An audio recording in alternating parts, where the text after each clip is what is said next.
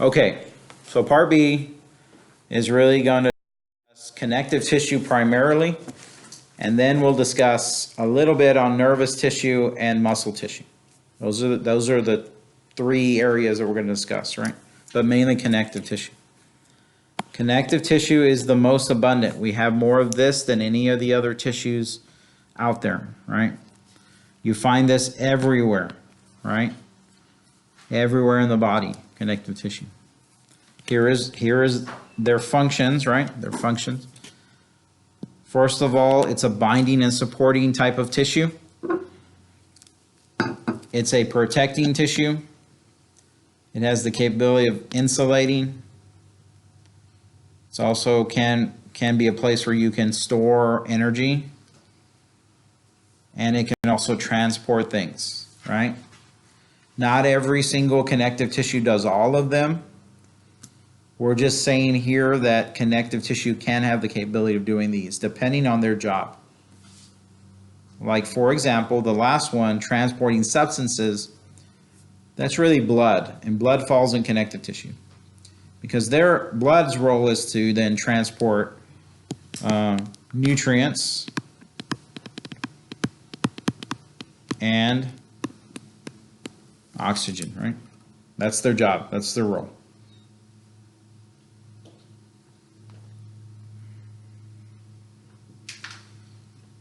All right. So all connective tissue fall under these four realms here. We call connective tissue proper, cartilage, bone, and blood. Now the last two at the bottom are pretty self-explanatory. People know what bone is. We'll look at bone tissue here shortly. And blood, we know what blood is, right? We know those two, right? Cartilage we might be somewhat familiar with, but we'll talk about that. But the connective tissue proper is usually one that, you know, many students come in and they don't know what that means, okay? Or haven't heard that before. I welcome you to really look at this table, because this table does put everything together all in one little area. And it's a good way to kind of look at and then review again and go over again to look at each of those types. Because you're going to need to know the names of each connective tissue, like they see here, right?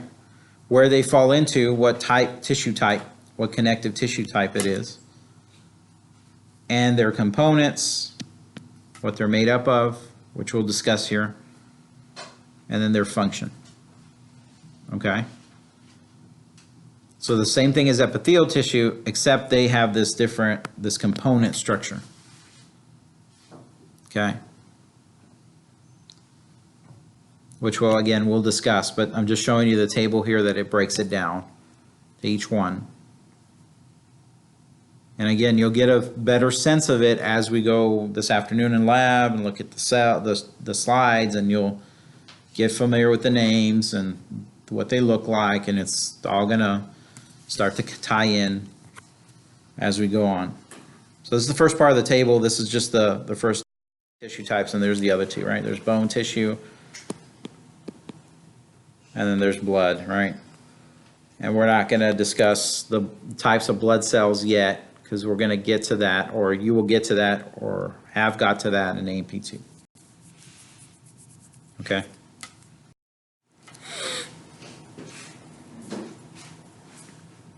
Okay, so let's look at this really quick, a little background on connective tissue. There are three little caveats, any little characteristics that connective tissue has that is different than other tissue that we see in the body, right? They all come from one origin. And we talk about this being the embryonic origin, but we talk about this being when the sperm and the egg unite, become a fertilized cell, fertilization occurs, and then through a process of cell division, then we see an embryo form, okay? That's before a fetus. At this point, there are certain cells that are designated for certain jobs that are going to be happening for the body. One of those types of cells becomes then all the connective tissue you have in your body. It all comes from one type of cell. That type of cell is called a mesenchyme cell or mesenchyme tissue. The first tissue that you see in connective tissue in lab, when we look at connective tissue, is going to be mesenchyme, so you'll get to see the cell or the tissue itself. Again, remember, all connective tissue comes from mesenchyme. That's the embryonic origin, right? Connective tissue have different degrees of vascularity, which means they have different blood supply needs, and because of that, different blood supply composition, right? So some get a lot of blood supply, some get no blood supply. So there's a big kind of, spectrum there, okay? And finally, all the cells that are connective tissue cells are suspended or found in what we call extracellular matrix, okay? Extracellular matrix. Extracellular matrix is usually little protein sugar molecules with fluid like water, and the cells are suspended in there. They're inside of that fluid that makes up the tissue, that whatever that tissue might be.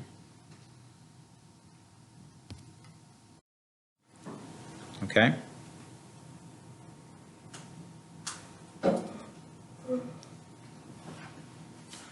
So all connective tissue has this, right? When you look at connective tissue, it's going to be composed of a ground substance, some sort of fiber or fibers, and some sort of cells.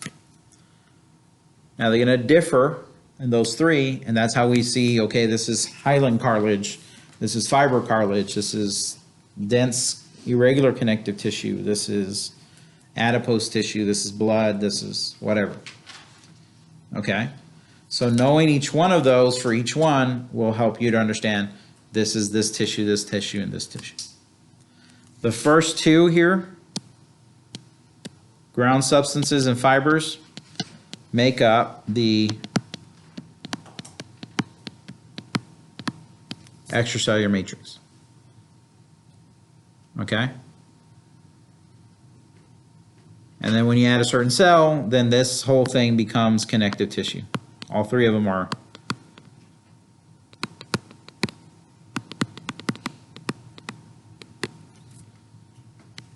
connective tissue.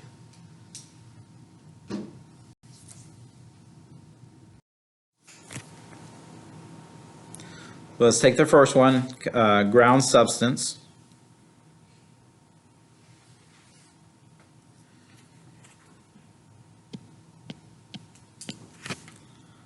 Unstructured gel-like material.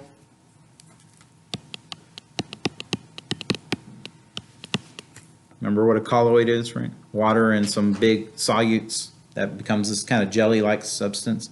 This is a colloid, right? This is what makes some of the fluid where the cells are suspended in, all right? So what is it really made up of? Interstitial fluid. That's mainly the fluid itself. The solutes are little proteins. There's some sugar proteins in there.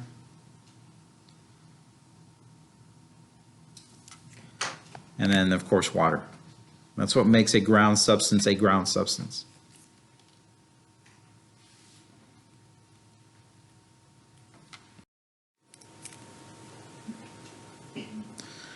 Here are the fibers. And there's three different types of fibers, right? Collagen, elastic fibers, and reticular fibers. Now they're going to vary depending on the tissue. So again, just to kind of recap that, you look at a tissue name. You look at the ground substance, what type of fiber out of the three it has. Sometimes it's two or more, right? And what type of cell does it have? And that's how you kind of, okay, that tissue's made up of this cell, that fiber, that ground substance, that makes up that tissue.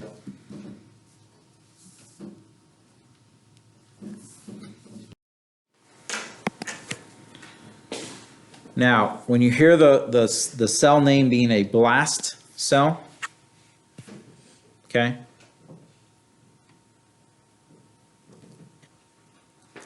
this cell actually is the one that makes and secretes ground substances and fibers that make up the ground substance and the fiber. Does that make sense, right? They're the ones that make it. If you want to know where it comes from, that they're making it.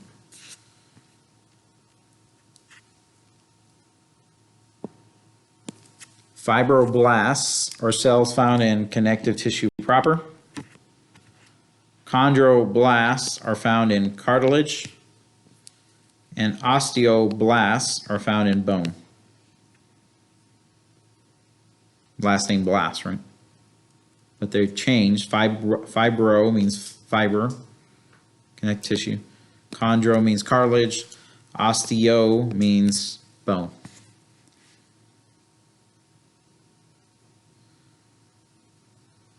Now you will have some cells called site cells, like osteocytes or chondrocytes. These are less active forms of the blast cells, but they actually help regulate the matrix. They're regulators.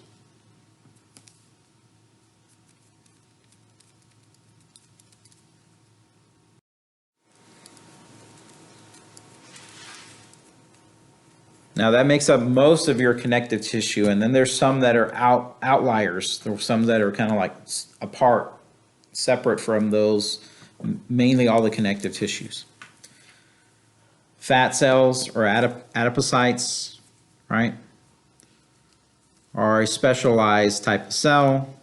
They hold fat. Fat is a nutrient. It's actually an energy source. And all of these down here, white blood cell, mast cell, and macrophage, are all part of the immune system.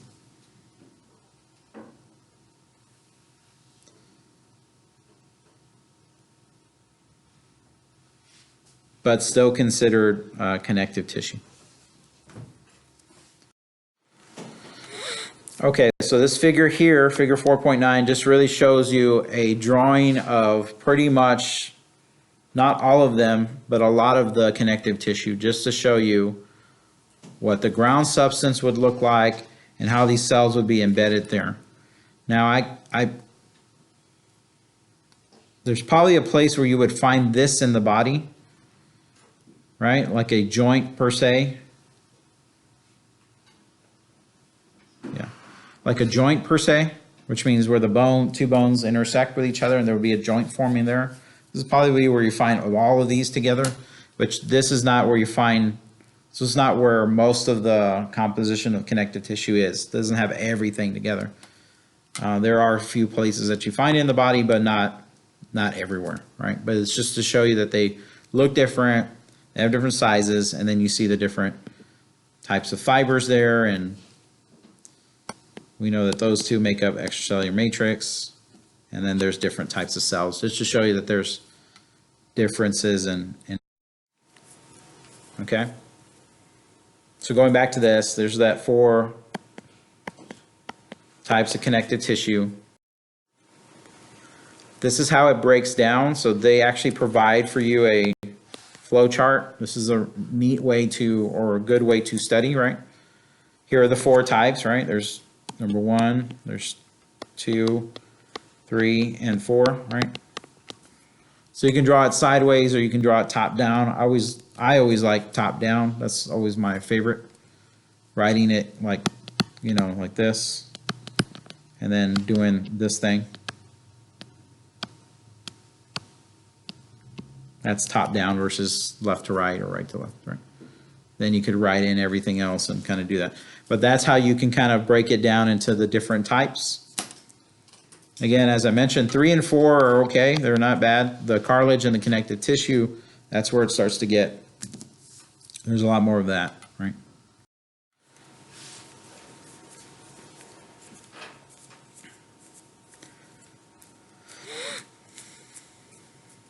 So when we talk about connective tissue proper, that means it is isolated for just connective tissue except for bone, cartilage, and blood.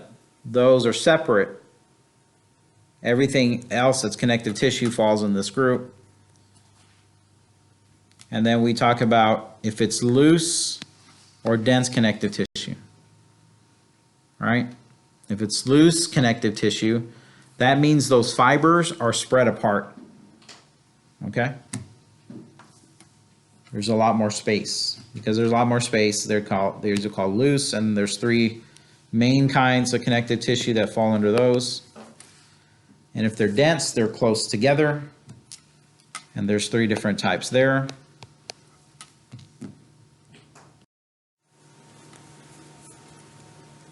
And again, what it's composed of, what's its function, okay? Where do you find it? This starts to talk about all that, right? This 3 through 13, this is what that's all about.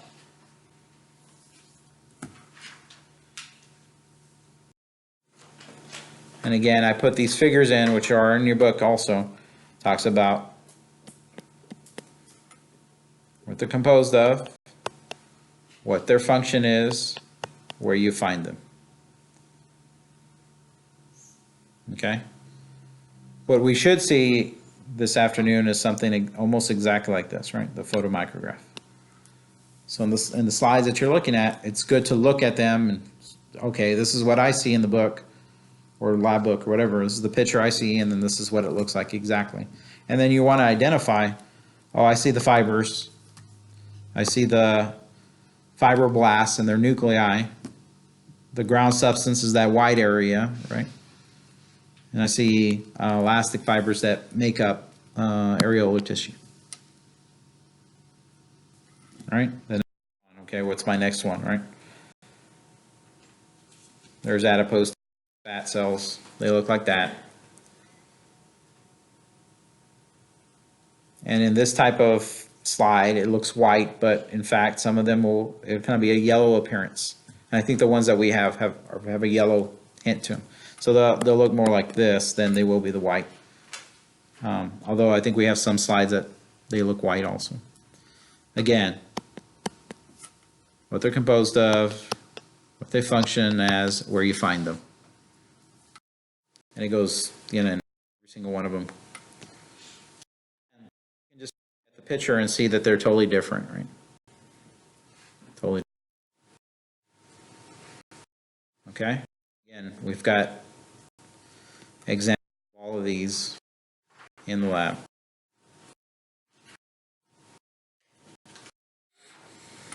Okay. Just a little bit about bone, because I don't want to go into too much detail here, because we will talk about bone tissue in another chapter that will be covered. So just a little background, right? Osseous tissue is bone, right? That's the type of tissue. It's connective tissue, obviously.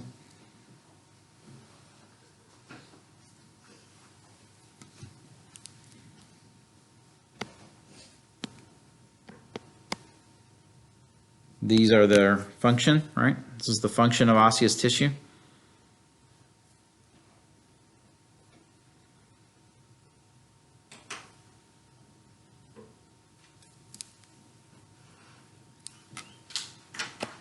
There are the cells right there.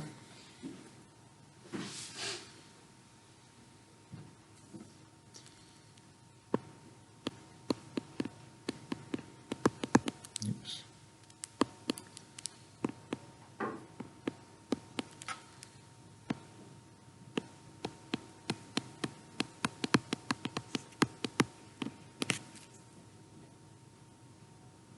That's the extracellular matrix, right? If you really break it down, that's what all those really mean. And then finally, it just tells you that a lot of blood vessels in bone.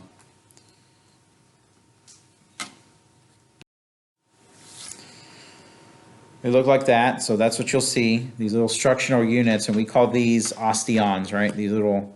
This whole unit is an osteon. They kind of form these little pillars. This is a side view of it, but they form these pillars, right? So if I took this bone right here, like that one there, which is the humerus, arm bone, this bone right here, and I cut it like this, and I looked inside like this, with a microscope, that's what I would see. Cross-sectional view. Okay, blood, right? Just a bunch of cells surrounded by a matrix, and that matrix is, the fluid is plasma, obviously. The cell that's most abundant in blood is red blood cells, RBCs, but you also have white blood cells there. And you also have pieces of a cell that we call platelets. And here are their functions, right?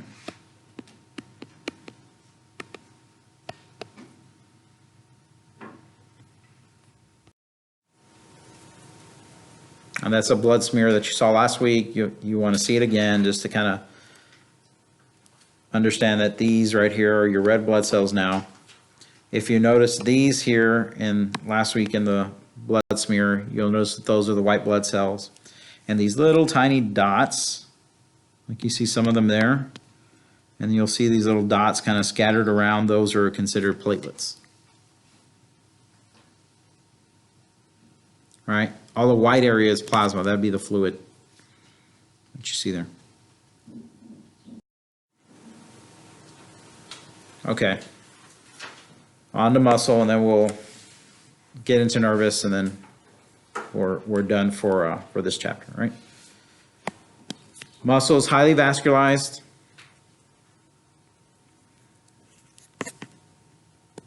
Most of our movement of our body is based on the muscle that contracts.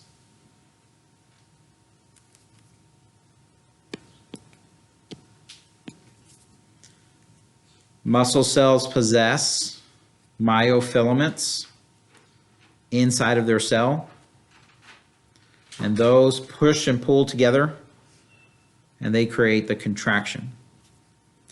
Myofilaments are types of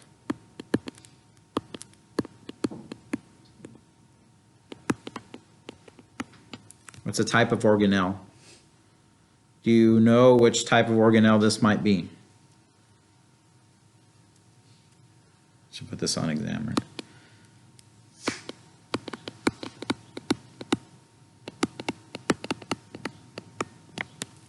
Cytoskeleton. That's the type of organelle it is.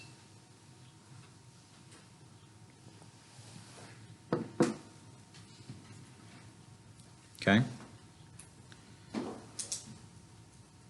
It's got a lot of it. And in fact, 80% of it, of the muscle, is myofilament, basically.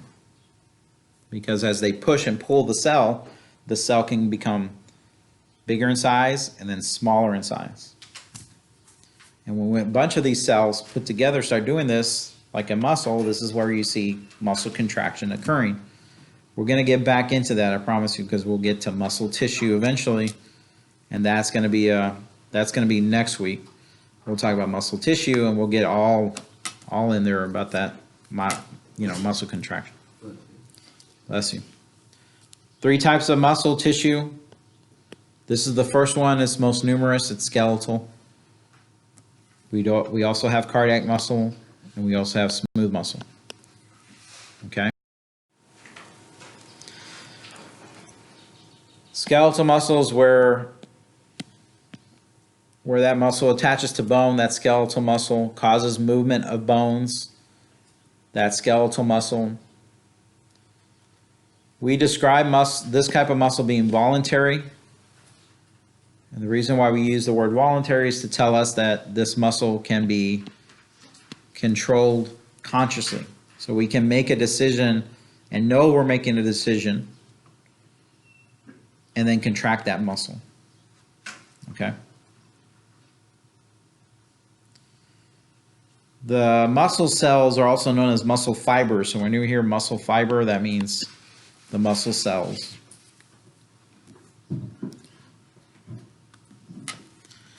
And they always appear with this striped appearance or banded appearance, and we call those striations. That here, right? And we see the lines going white, red, right? You know, back and forth, back and forth. These are the striations, right?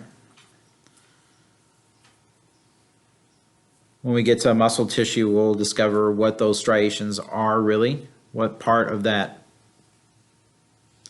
myofilament area inside muscle these are, and you'll see how they work.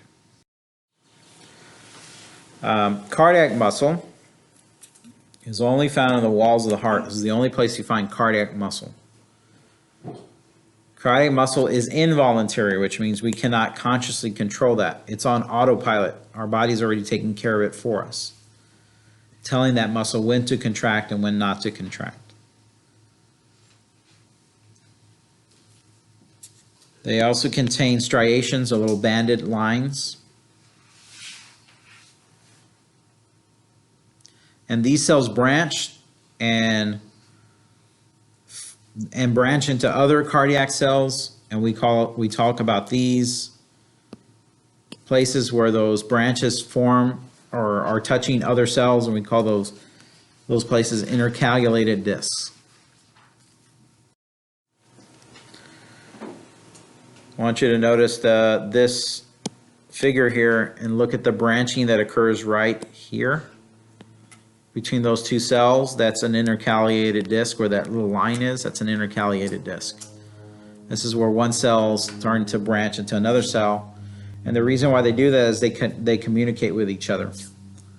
And what are they communicating? The signals to then start contraction, because they want to make sure that all this muscle, and you see a small line of it here, and then you see more of it down here at the bottom, right, starts to contract in a very synchronous, rhythmic type of way.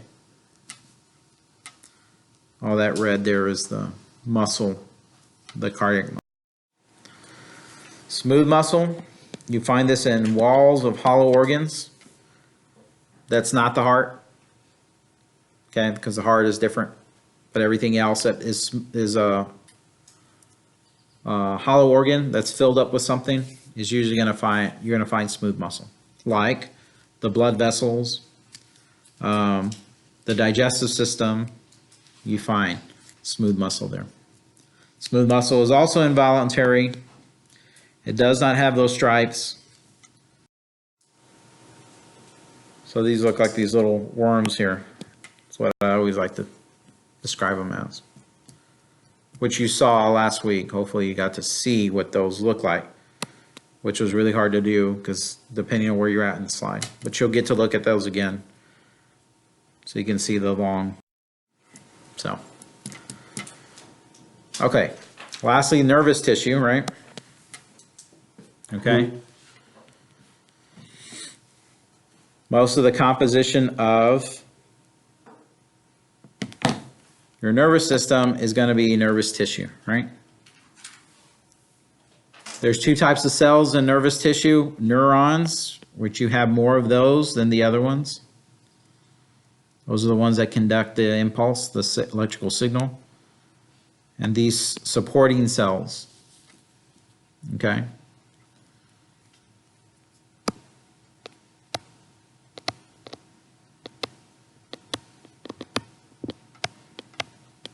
Neuroglia.